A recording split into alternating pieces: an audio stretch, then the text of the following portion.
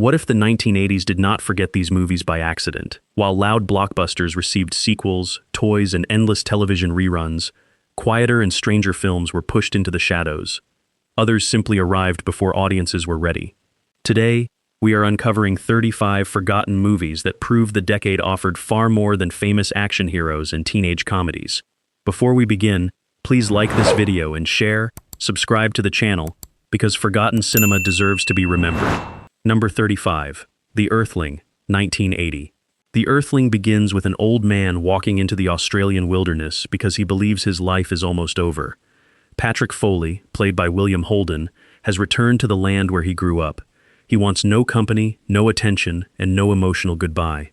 Then fate places a frightened young boy directly in his path. The boy, Sean, has survived a terrible vehicle accident that leaves him alone in a country he barely understands. Patrick does not want responsibility for him, but the wilderness gives both characters no choice. The old man must teach Sean how to find water, make shelter, read the land, and control his fear. At the same time, the child slowly forces Patrick to care about another human being again. One of the movie's most remembered sequences comes after the accident, when Sean must face the enormous cliff separating him from the wreckage below. The scene is not built like a modern action spectacle. It is slow, frightening, and painfully human.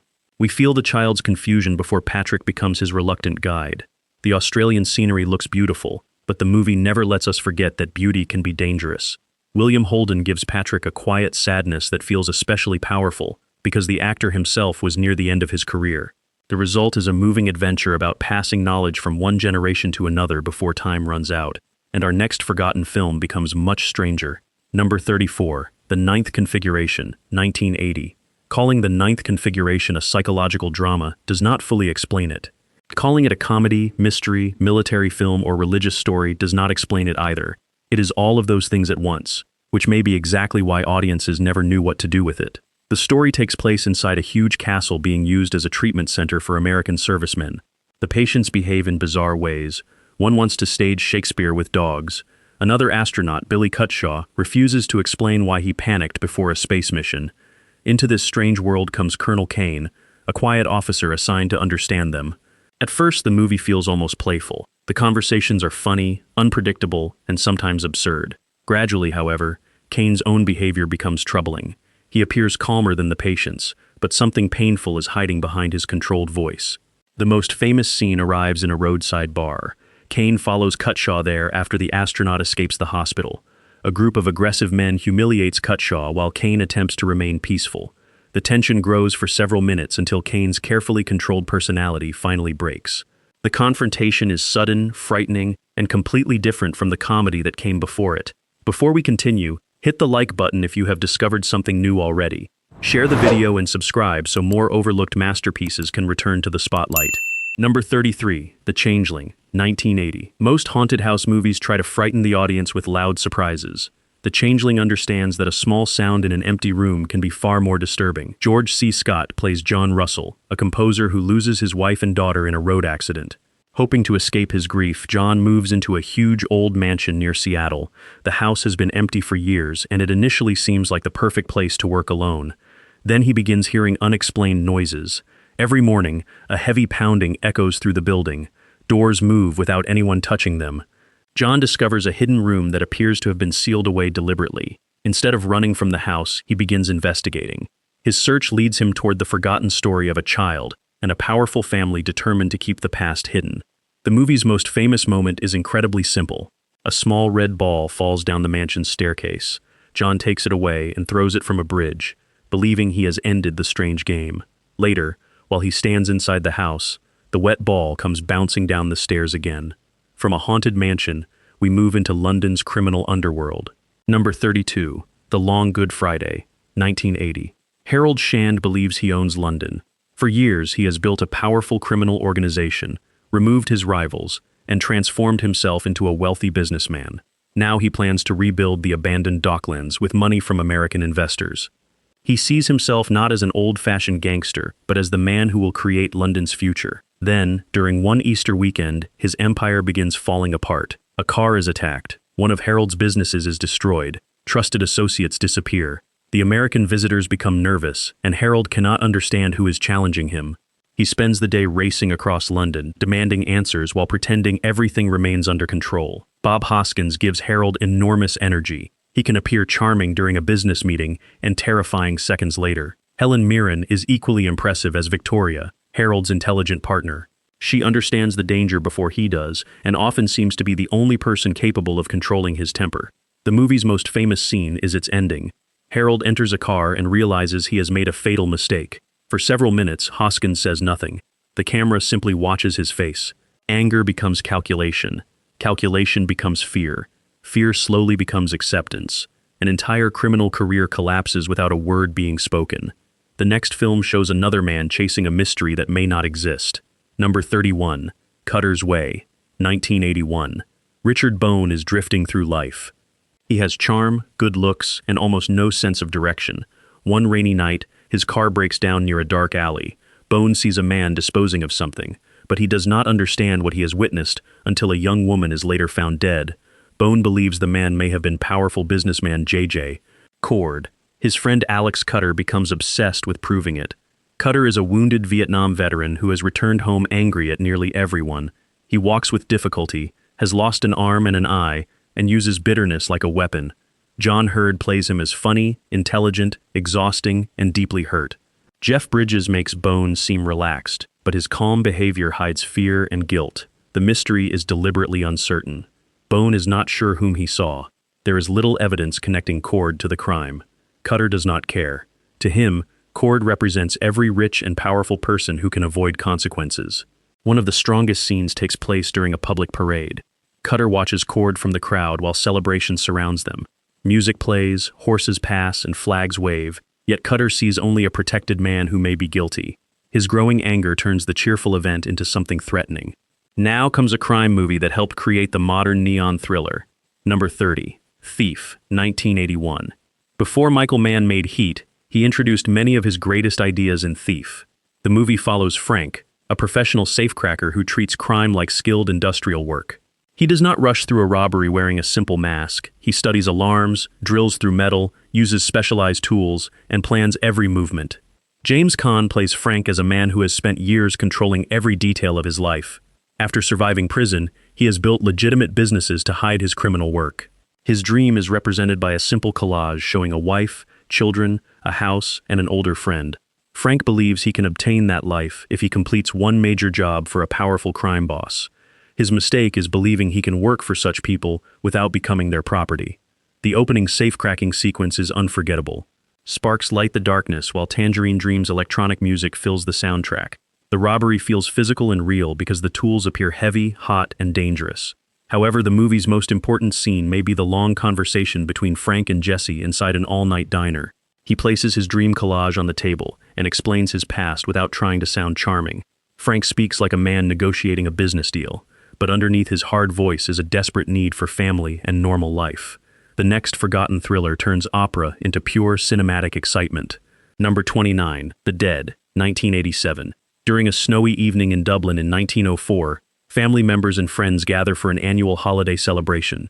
They eat, dance, sing, argue about politics, remember absent friends, and perform familiar social rituals. For much of its running time, The Dead appears to be observing a simple party, yet every conversation quietly introduces memory, regret, aging, and the passing of time. Gabriel Conroy attends with his wife Greta. Gabriel considers himself educated and modern, but he remains insecure about how others see him. He worries about his dinner speech, becomes uncomfortable during a political argument, and often studies the room instead of fully joining it. Late in the evening, Greta pauses on a staircase while listening to a distant song. Gabriel watches her and imagines that her expression reflects romantic feelings toward him. Later, in their hotel room, he learns that the song reminded her of Michael Fury, a boy who loved her when they were young. Greta's memory changes Gabriel's understanding of their marriage. He realizes that there is an emotional part of his wife's life he can never fully enter. Michael has been gone for years, yet the intensity of that young love may be greater than anything Gabriel has experienced. The final narration is one of cinema's most beautiful endings. Gabriel looks through the window as snow falls across Ireland. He imagines it covering cities, fields, graveyards, the living, and the dead. John Huston directed the film near the end of his own life, which gives its meditation on mortality even greater power. He avoids dramatic tricks. The emotion grows from faces, music, pauses, and ordinary conversation. The dead suggests that every person carries invisible stories into a room, and that even those closest to us may remain partly unknowable. The next film brings miners, workers, and armed company guards into one West Virginia town. Number 28. White Dog, 1982. A young actress named Julie accidentally hits a white German Shepherd with her car. She takes the injured animal to a veterinarian, searches for its owner, and eventually brings it home. The dog is loyal, protective, and gentle with her. Then Julie discovers that someone has trained it to attack black people. That disturbing discovery turns White Dog into a powerful story about learned hatred. Julie takes the dog to an animal training center. One trainer, Keys, believes the behavior can be removed. Keys is black, which means every training session places him directly in danger. Wearing protective equipment, he enters the enclosure and attempts to replace the dog's learned response with trust. The scenes between Keys and the dog are the center of the movie. They are tense, but the tension does not come from wondering whether the dog is naturally evil. The film makes it clear that a human being deliberately created this behavior. One of the most important moments comes when the original owner appears. He does not look like a movie villain. He looks ordinary, polite, and harmless. That is the point. Hatred is not always taught by someone who announces himself as dangerous. The final training sequence appears to offer hope. Keys believes the dog has changed. Then the animal suddenly turns its anger in another direction, leaving the characters with a terrible question. Has hatred been removed, or has it merely found a new target? Director Samuel Fuller made an anti-racist film, yet rumors caused the studio to limit its American release. As a result, many people judged White Dog without watching it. The movie is uncomfortable because it refuses to offer an easy answer. But that discomfort is exactly what makes it important. Our next movie is a Western about an outlaw who outlived the Old West. Number 27, The Gray Fox, 1982. When Bill Miner leaves prison after more than 30 years, the world outside has changed. Stagecoaches are disappearing, cities are growing, and moving pictures have begun showing audiences a romantic version of the outlaw life Bill once lived. Richard Farnsworth plays Miner as a quiet, aging gentleman. He is polite to strangers and rarely raises his voice. Yet he cannot accept an ordinary job or a peaceful retirement. After watching the early film The Great Train Robbery, he decides that trains may offer a new future for an old criminal. Bill travels to Canada, studies railroad schedules, and gathers a small team. The train robbery itself is not presented as a huge action sequence. It is clumsy, dangerous, and filled with uncertainty. These men are not unstoppable legends. They are nervous people attempting to become the heroic outlaws shown in popular stories. Bill also meets Catherine Flynn, an independent photographer. Their relationship gives him a glimpse of another life, but he remains trapped by the identity he created decades earlier. One of the movie's finest scenes shows Bill sitting in a theater and watching the Great Train Robbery. The moving images shine across his face. For the audience, the film is entertainment. For Bill, it is almost an instruction manual. Cinema is showing him a cleaned-up version of his own past and encouraging him to repeat it. The Gray Fox is beautifully photographed, but its real power comes from Farnsworth's performance. He makes Bill charming without pretending his choices are harmless. This is a Western about time itself. The frontier is disappearing, technology is changing everything, and an old outlaw is trying to find one final place in a world that has moved beyond him. From the changing West, we enter an English estate filled with hidden clues. Number 26, The Draftsman's Contract, 1982. In England during the late 17th century, arrogant artist Mr. Neville is hired to produce 12 detailed drawings of a wealthy country estate. The owner, Mr. Herbert, is away, and his wife negotiates the unusual contract. Neville believes he controls the arrangement. He demands money, access to the property, carefully timed working conditions, and personal favors. However, every drawing he creates begins including strange objects that should not be there. A ladder changes position. Clothing appears in a field. A shirt lies where no shirt should be. Neville records these details without understanding that his artwork may be documenting evidence connected to a crime. The movie's drawing scenes are hypnotic. Neville places a wooden grid in front of the landscape and copies everything visible inside each square. He believes the grid gives him perfect control over reality. In truth, it limits his vision. He sees individual objects but fails to understand the larger plan surrounding him. Michael Nyman's repeating musical score makes the estate feel like a giant machine. Characters speak in clever insults, negotiate relationships like business contracts, and hide their intentions behind formal manners. The final nighttime sequence brings the film's ideas together. Neville returns to the estate expecting another meeting, but the people waiting for him understand the meaning of his drawings far better than he does. The artist who believed he was watching everyone discovers that he has been watched from the beginning. The Draftsman's Contract can be enjoyed as a period mystery, a dark comedy, or a story about the danger of confusing observation with understanding. Director Peter Greenaway turns costumes, gardens, architecture, and conversation into pieces of an elaborate puzzle. It looks like a beautiful painting, but underneath that beauty, nearly every character is planning something. The next mystery searches for a missing man who may represent an entire community. Number 25. Chan is Missing, 1982. Taxi driver Joe and his younger friend Steve want to purchase a license that will allow them to operate their own cab. They give their money to a man named Chan Hung who promises to complete the deal. Then Chan disappears. Joe and Steve travel through San Francisco's Chinatown, questioning Chan's friends, relatives, co-workers, and political associates. Every person describes a different man. To one person, Chan is friendly and traditional. To another, he is dishonest. Some see him as fully American, while others believe he remains connected to older Chinese customs. The more Joe investigates, the less certain Chan's identity becomes. The movie borrows the structure of a detective story, but there are no dramatic chases or glamorous private investigators. Joe and Steve drive through ordinary streets, visit kitchens, offices, apartments, and community centers, and listen to conflicting stories. One memorable scene involves the discovery of a recorded conversation. Joe studies Chan's voice, hoping that the words will finally explain what happened. Instead, the tape creates more questions. Even when Chan appears to be speaking for himself, other people continue interpreting his meaning. Director Wayne Wang uses humor throughout the search. Steve becomes impatient and wants a simple answer, while Joe slowly understands that no simple answer exists. Chan may be missing physically, but he is also missing because nobody can define him completely. The black and white photography gives the movie the look of an old noir mystery, yet the subject is modern cultural identity. What does it mean to be Chinese American? Is identity shaped by language, politics, family, history, or the way other people see us? Chan is Missing never turns Chan into a final solution. Instead, his absence allows an entire neighborhood to reveal itself. Our next film shows the end of the world without showing the explosion. Number 24. Testament, 1983. The Weatherly family lives in a peaceful California town. The children go to school. Their mother, Carol, manages the home. Their father travels to work in San Francisco.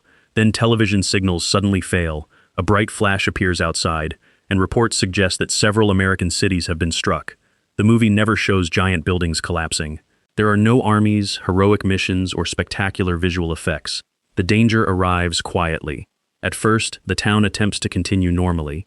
People gather supplies, share information, and wait for help. Gradually, electricity disappears, food becomes limited, and radiation sickness begins affecting the community. The family keeps setting the dinner table even as empty chairs appear around it. One of the film's most painful moments comes during a child's birthday. Carol tries to create a small celebration because maintaining ordinary family traditions is the only gift she has left. The candles and smiles cannot hide what everyone understands. Jane Alexander gives Carol extraordinary strength. She is not written as an action hero. She is a mother trying to protect her children from something she cannot see, fight, or explain.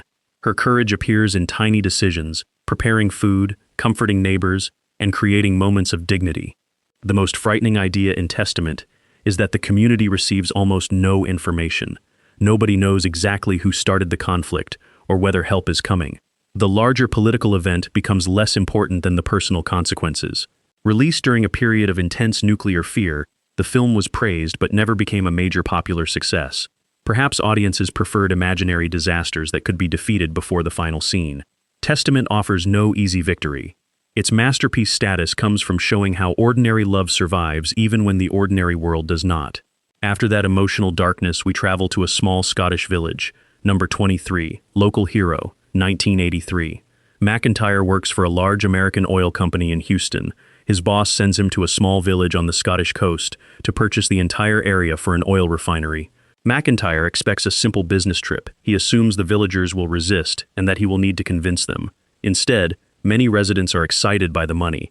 They pretend to be difficult negotiators, but privately they calculate how rich the deal could make them.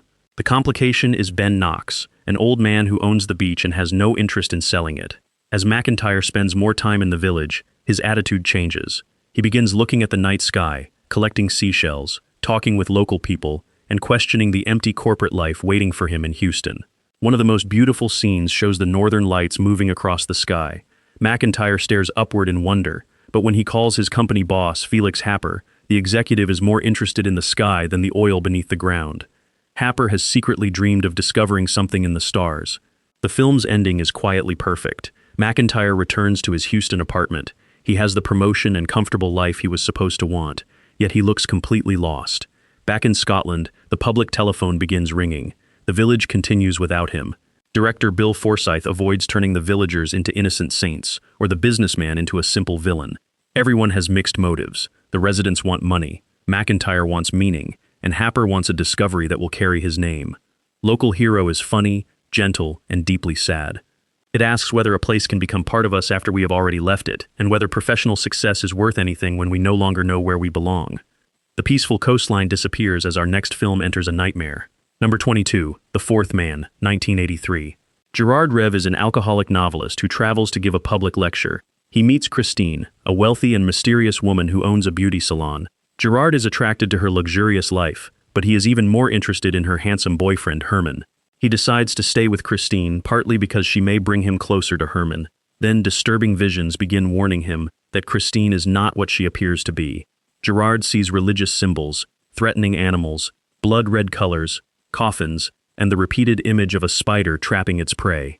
He learns that Christine has been married 3 times and that every husband died under unusual circumstances.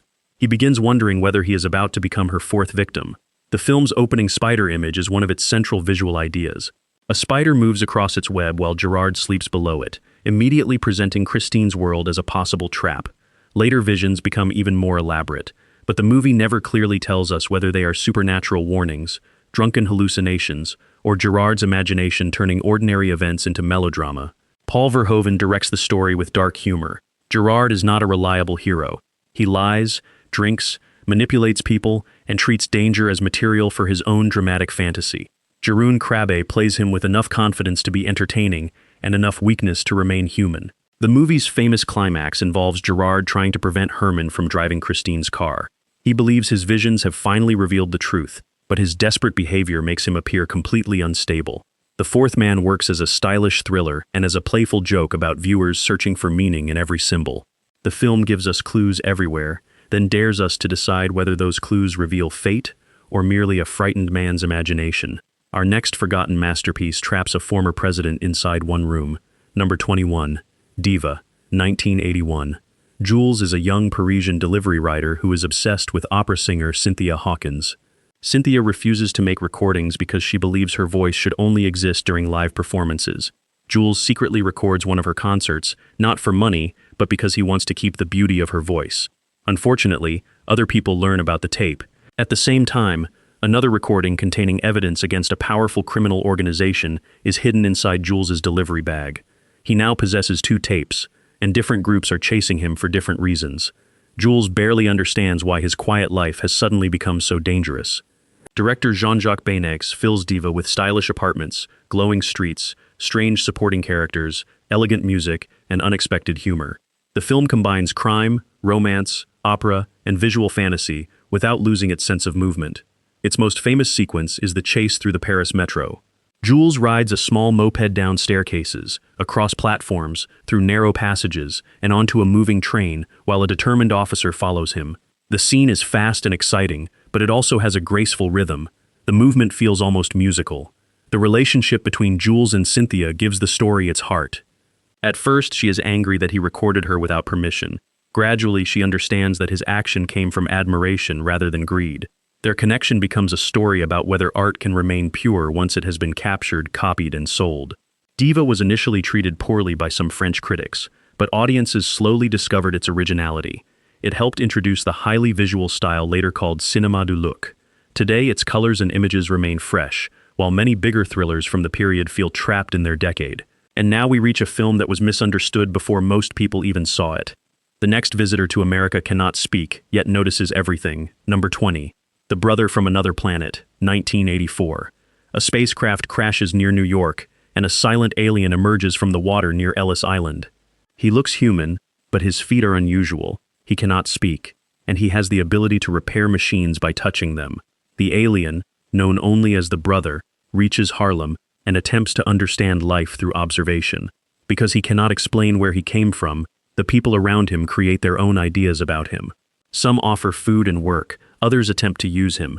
Joe Morton gives a nearly wordless performance built from facial expressions, movement, and curiosity. The brother studies everything: subway trains, coins, music, crowded streets, and the complicated ways people treat one another. One of the film's most memorable scenes takes place in a bar where the brother silently watches the regular customers. The conversations move around him while he listens. He appears to be the stranger, yet his attention reveals how strange everyday human behavior can be. He later discovers that his healing ability can repair damaged electronic machines.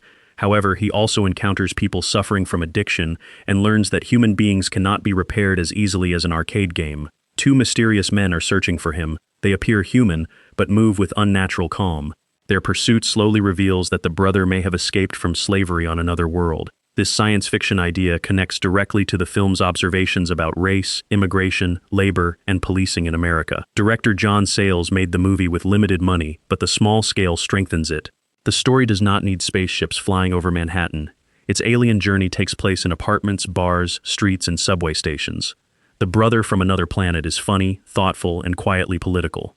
By allowing an outsider to observe New York, it makes familiar human systems appear completely new, and sometimes completely unreasonable. Next, A Broken Heart leads directly into an ice cream war. Number 19. Comfort and Joy, 1984. Alan Bird is a local radio host in Glasgow whose comfortable life suddenly collapses when his girlfriend leaves him shortly before Christmas. She removes nearly everything from their apartment, including objects that clearly belong to him, while Alan stands there too shocked to argue. He begins driving around the city at night because returning home feels unbearable. During one of these drives, he notices an attractive woman working inside an ice cream van. He follows the van, purchases a cone, and suddenly witnesses two masked men attacking the vehicle. The attackers strike the van while its workers defend themselves by spraying raspberry sauce. The scene is funny, strange, and slightly frightening. Alan has accidentally discovered a conflict between rival Scottish-Italian ice cream businesses. Because Alan is a minor local celebrity, both sides believe he can act as a messenger. He begins carrying offers between them, broadcasting coded messages on the radio, and damaging his car during increasingly ridiculous meetings. The ice cream conflict sounds like the main joke, but Comfort and Joy is really about loneliness. Alan becomes obsessed with solving another family's argument because it gives him something to do after his own relationship ends. He wants to become important to people who barely know him. Bill Patterson plays Alan without exaggeration. His confusion and sadness remain believable even when the story becomes absurd. Mark Knopfler's music gives the empty Glasgow streets a gentle, melancholy feeling. The final solution involves a strange new food, combining hot and cold elements. It is silly, but it also proves that the rivals could have cooperated at any time if they had stopped protecting their pride. Comfort and Joy is a comedy about people who create unnecessary battles because facing their true emotional problems would be much harder. Now the fairy tale becomes something far darker. Number 18. The Company of Wolves, 1984. A teenage girl named Rosaline sleeps in a modern bedroom while her dreams create a dark forest filled with wolves, warnings, hidden desires, and stories inside other stories. Her grandmother repeatedly tells her to avoid men whose eyebrows meet in the middle. In these tales, wolves are not simply animals. They represent danger, adulthood, fear, and the parts of human nature hidden beneath polite clothing. The movie borrows elements from Little Red Riding Hood, but it refuses to tell the familiar children's version. Rosaline is curious about the forest even after being warned to stay on the safe path. She knows danger exists, yet she also senses that remaining innocent forever is impossible. One unforgettable story involves a young woman marrying a traveling man. On their wedding night, he disappears. Years later, after she has built a new life, he returns and reveals what he truly is. The transformation is presented as both frightening and strangely sad. Another famous sequence takes place during a wealthy wedding celebration. A mysterious woman enters the dining hall and exposes the selfish behavior of the guests. The elegant people gradually transform into wolves, destroying the illusion that fine clothes and social position make anyone civilized. The film's handmade sets create a dream world where giant mushrooms, twisted trees, toys, animals, and moonlight all feel slightly unreal. Angela Lansbury makes the grandmother warm but controlling, while Sarah Patterson gives Rosaline a mixture of innocence and growing confidence. Director Neil Jordan and writer Angela Carter are not simply retelling a fairy tale, they are asking who gets to create the rules inside those stories. Rosaline is warned to fear wolves, but she gradually begins choosing what the wolf means for herself. The Company of Wolves remains one of the most visually imaginative fantasy films of its decade. And now, three criminals travel through Spain with death quietly following them. Number 17. The Hit, 1984. Willie Parker once betrayed his criminal partners by giving evidence against them. In exchange, he received protection and began a new life in Spain. 10 years later, two men arrive to take him back to Paris, where the organization he betrayed plans to deliver its judgment. Braddock is an experienced professional who remains calm and controlled. Myron is younger, nervous, and eager to prove himself. They expect Willie to panic, beg, or attempt to escape. Instead, he appears strangely peaceful. Terrence Stamp plays Willie with a quiet smile. He talks about fate, enjoys the scenery, and behaves as though he has already accepted what is coming. His calmness slowly disturbs the men transporting him. The journey becomes complicated when they take Maggie, a young Spanish woman, as another hostage. Her desire to survive is direct and physical, making Willie's philosophical acceptance appear almost selfish. One of the movie's strongest scenes occurs during a roadside stop beneath the open sky. Willie talks about life and death while Braddock listens without revealing emotion. Myron becomes increasingly confused. The captive appears freer than the men holding him. The famous final section takes place near a lonely railway station. As the reality of his fate approaches, Willie's calm expression begins to change. The beliefs he repeated throughout the journey are finally tested. Accepting death as an idea is very different from accepting it when the moment arrives. Stephen Frears directs the movie like a quiet road film instead of a traditional gangster thriller. Long stretches of beautiful countryside create a strange contrast with the purpose of the trip. The Hit is about performance. Willie performs courage. Braddock performs control. Myron performs toughness. During the journey, each mask slowly falls away, revealing frightened human beings underneath. Our next movie turns a conversation at a front door into unbearable suspense. Number 16. Smooth Talk, 1985. Connie is a 15-year-old girl spending summer days with her friends at shopping centers and evenings arguing with her family. She is beginning to understand the attention she receives from boys, but she does not yet understand the risks that can come with that attention. Laura Dern plays Connie with a believable mixture of confidence and insecurity. Away from home, she acts older and more experienced. Around her mother, she becomes defensive and childish. She is still discovering who she wants to be. At a restaurant, Connie notices a strange older man watching her. Later, when her family is away, the same man arrives at her house in a gold-colored car. He calls himself Arnold Friend. The long conversation between Connie and Arnold is the movie's most famous section. He initially sounds playful. He compliments her, speaks in teenage slang, and asks her to take a drive. Gradually, his behavior becomes more threatening. He knows details about Connie's family. He refuses to leave. He hides the truth about his age behind sunglasses and exaggerated clothing. Connie stands inside the screen door while Arnold remains outside, yet the small barrier feels increasingly weak. Treat Williams makes Arnold frightening without turning him into a loud movie monster. He switches between friendliness, pressure, promises, and hidden threats. Connie slowly realizes that the romantic attention she enjoyed from a distance has become something she cannot control. Director Joyce Chopra focuses on Connie's emotional experience rather than turning the story into a simple thriller. The later scenes show her returning to her family, but she is not the same person who left. Smooth Talk understands that growing up can happen in a single afternoon. Connie begins the day pretending to be an adult and ends it carrying knowledge she was never prepared to receive. Next comes a biography that transforms one man's life into living art. Number 15. Mishima, A Life in 4 Chapters, 1985. Paul Schrader's Mishima, A Life in 4 Chapters is not structured like an ordinary biography. It does not begin with childhood, move through success, and end with a simple explanation. Instead, it combines the final day of Japanese writer Yukio Mishima with memories from his life and colorful scenes adapted from his novels. Each part has its own visual style. The present-day scenes appear controlled and realistic. The memories are photographed in black and white. The fictional stories use bright colors, theatrical sets, and carefully designed spaces that look like paintings. The movie explores Mishima's obsession with beauty, discipline, physical strength, art, and death. He believes words alone are not enough. He transforms his body, creates a private military group, and attempts to turn his life into one final dramatic statement. One of the most powerful sections recreates the Temple of the Golden Pavilion. A young man is overwhelmed by the beauty of a famous temple.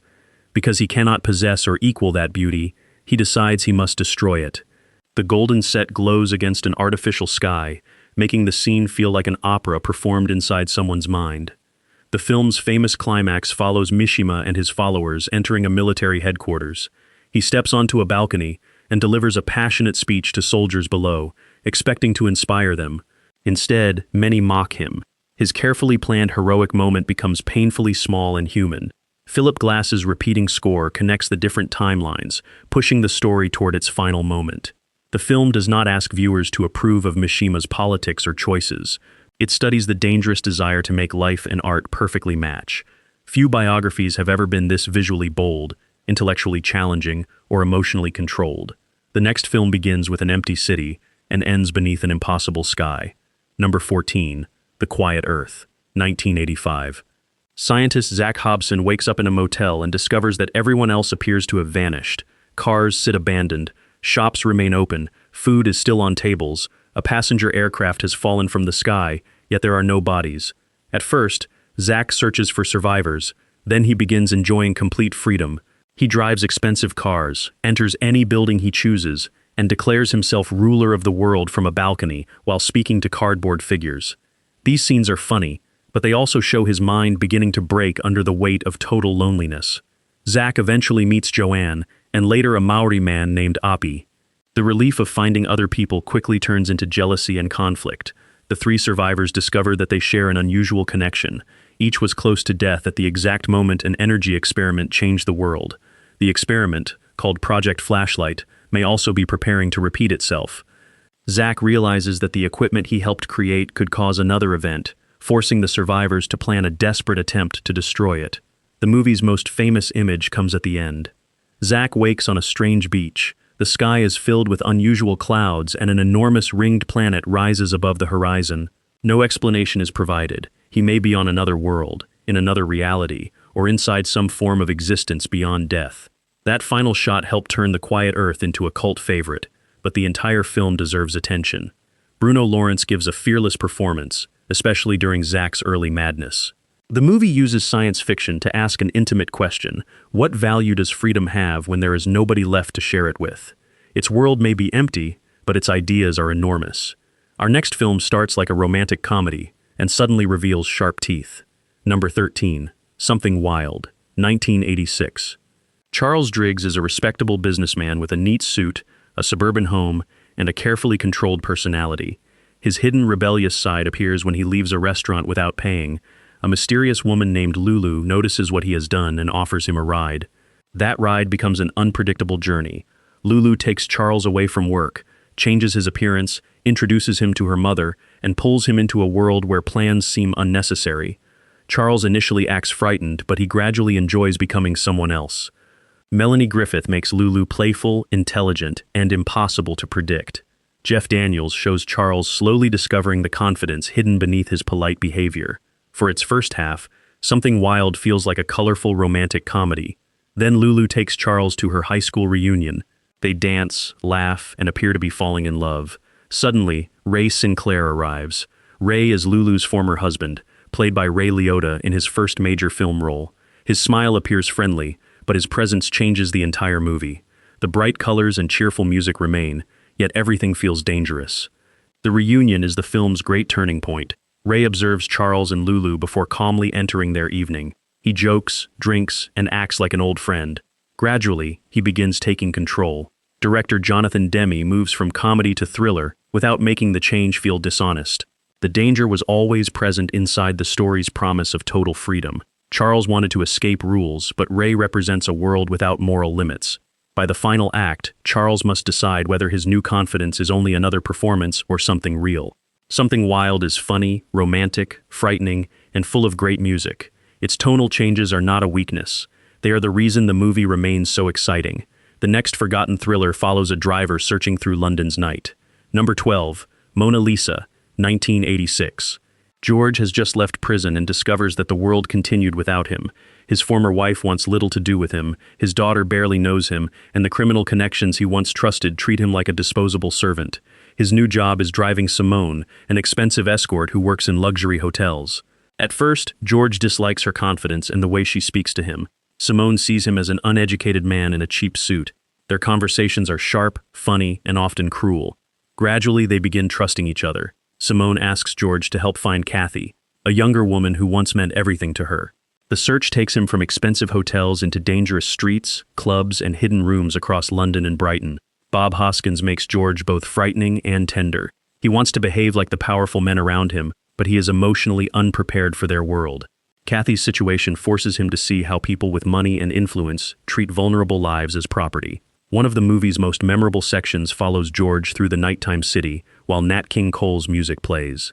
The romantic song creates a sad contrast with the cold streets and desperate people he encounters. George imagines himself as a noble protector, almost like a hero from an old love song, but the reality is far uglier. The Brighton sequence near the end strips away George's fantasy completely. He finally understands that Simone has not told him everything, and that saving another person cannot automatically repair his own life. Mona Lisa is a crime film, but its heart belongs to a lonely man searching for dignity. George is not sophisticated, yet his simple desire to help makes him more honorable than the polished criminals controlling the city around him. From London's streets, we enter a smoky Paris jazz club. Number 11, Round Midnight, 1986. Dale Turner is a brilliant American jazz musician living in Paris during the 1950s. Years of addiction, poor health, and disappointment have weakened him, but when he begins playing the tenor saxophone, the room changes. Francis is a French artist who admires Dale's music. He cannot afford to enter the club, so he stands outside in the rain and listens through an open window. Eventually, the two men meet, and Francis begins helping Dale rebuild his life. The relationship could have become a simple story about one man rescuing another. Instead, the film shows how complicated care can be. Dale appreciates Francis, but he also resists control. Francis wants to protect his hero, yet his devotion sometimes becomes another kind of pressure.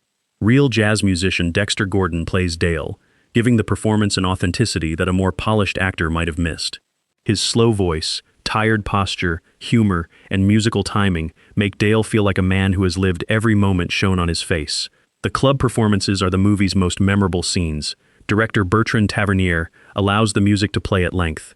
The camera moves between Dale and the other musicians, capturing glances and small reactions. The players communicate through rhythm rather than explanation.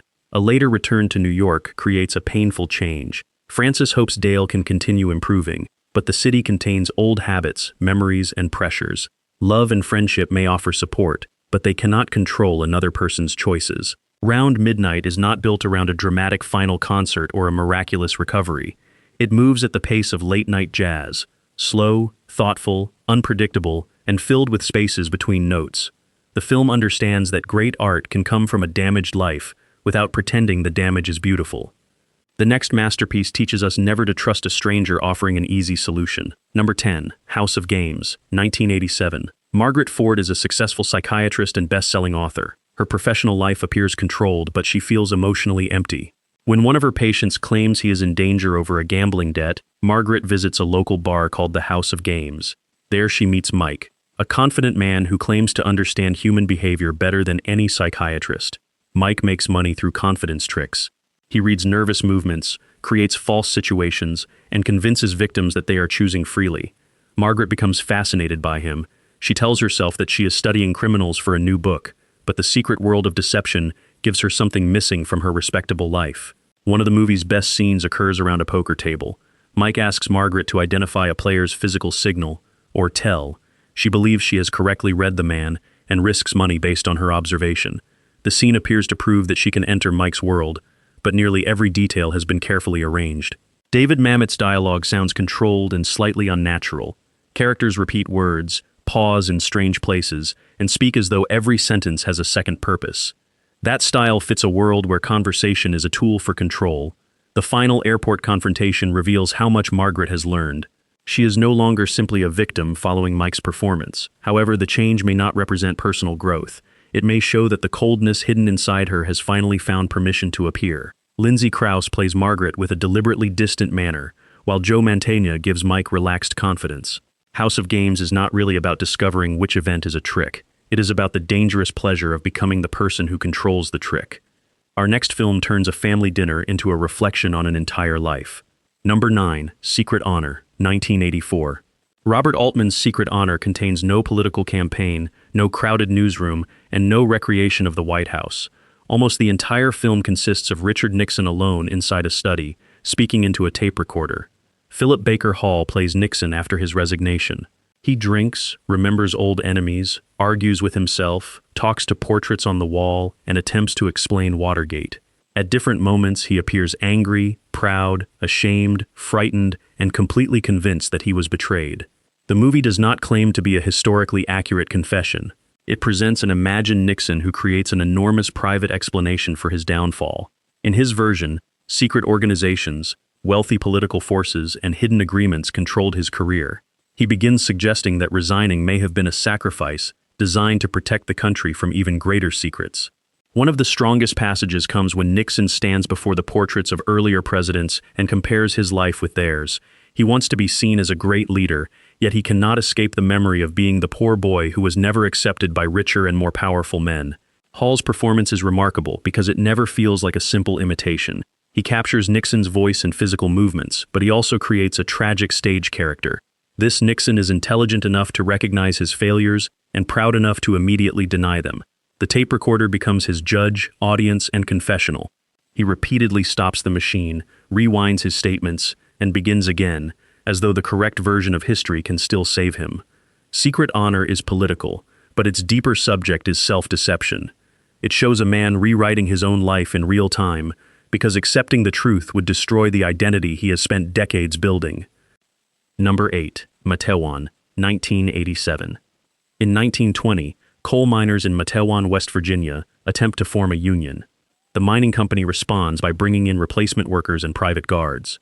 Into this tense town comes Joe Kenahan, a union organizer who believes workers can win only by standing together. The company attempts to divide them by race and nationality. Local white miners are encouraged to distrust black workers arriving from other states and Italian immigrants who speak limited English. Joe explains that these divisions protect only the company. Chris Cooper gives Joe a quiet strength. He is not a loud revolutionary hero. He listens, organizes meetings, and repeatedly warns the miners that uncontrolled violence will give the company an excuse to destroy them. One of the most important scenes takes place during a union meeting. Different groups sit apart, suspicious of one another. Gradually, they understand that every worker faces the same dangerous conditions and unfair treatment.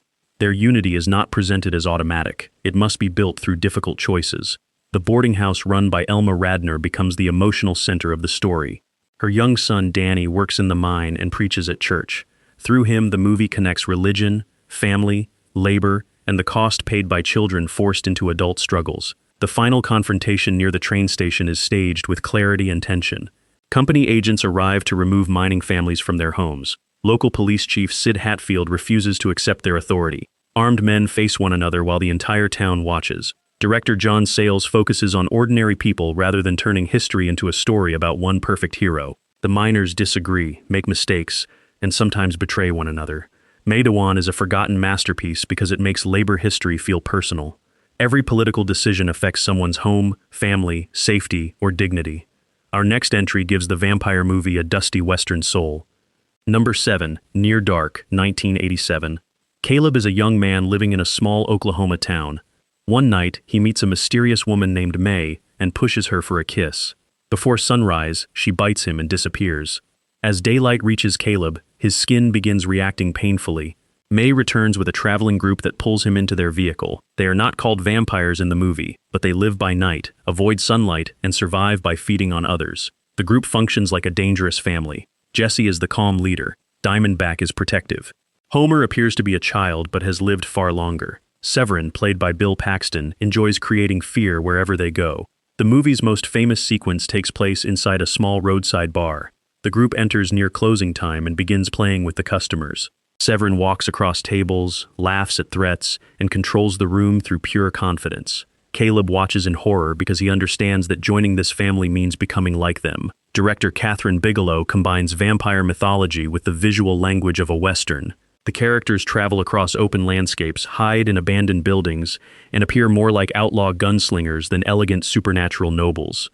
Caleb refuses to fully accept their way of life. He cares for May, but he still wants to return to his father and younger sister. This creates a conflict between two families, one connected by blood and another connected by survival. The daylight scenes are especially effective. Sunlight, usually a symbol of safety, becomes a terrifying force that can destroy the night travelers within seconds.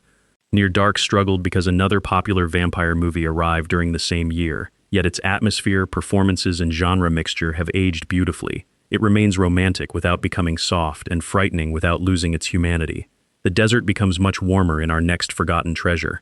Number 6. Baghdad Cafe, 1987. After an argument with her husband in the Mojave Desert, German tourist Yasmin walks away carrying a suitcase.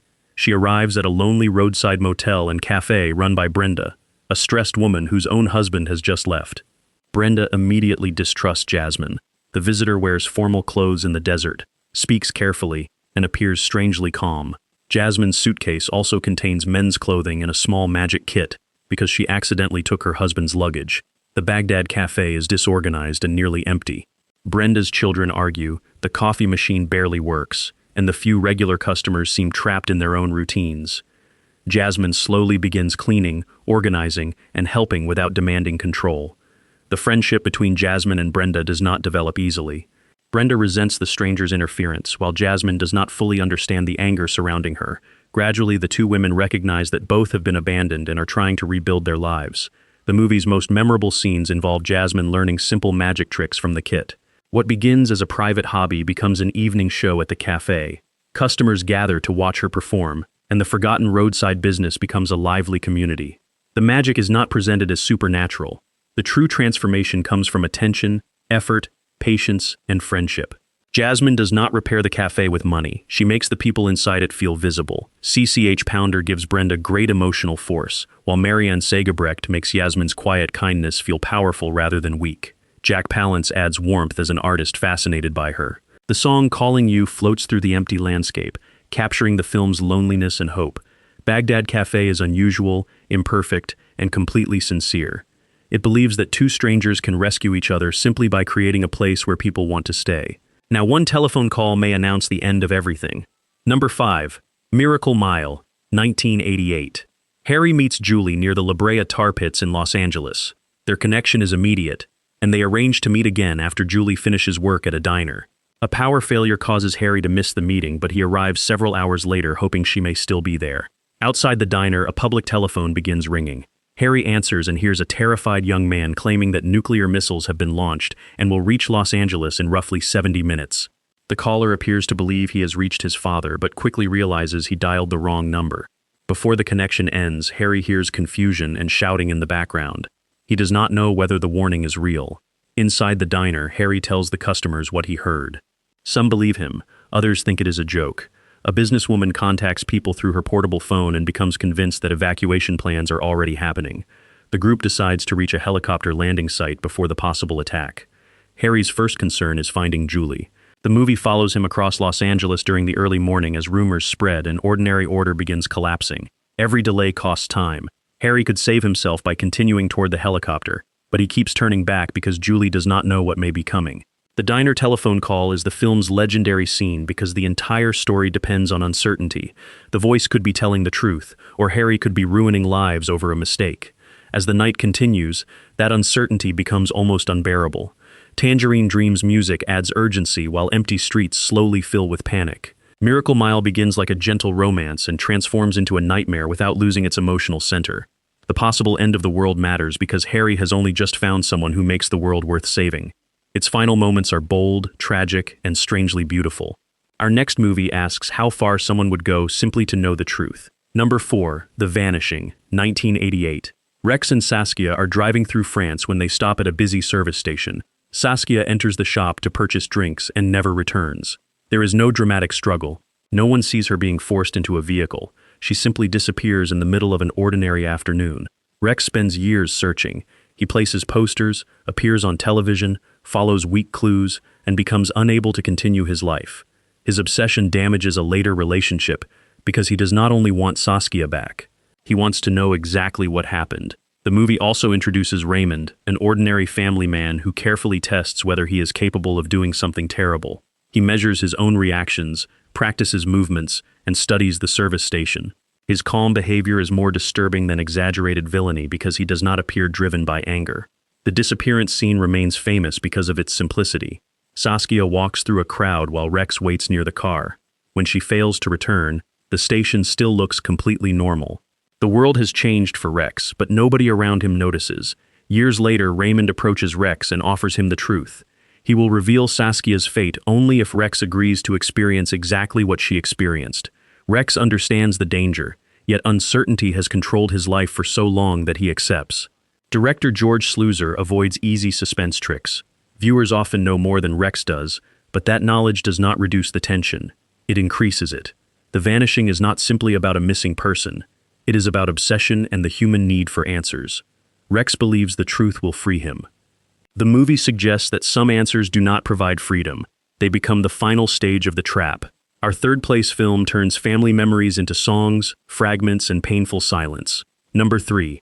Distant Voices, Still Lives, 1988. Terence Davies does not tell the story of a Liverpool family in a straight line. Distant Voices, Still Lives moves through memories the way memories actually return. A song, a face, a wedding, a moment of fear, or a small piece of happiness. The first half centers on the family's life under a strict and unpredictable father.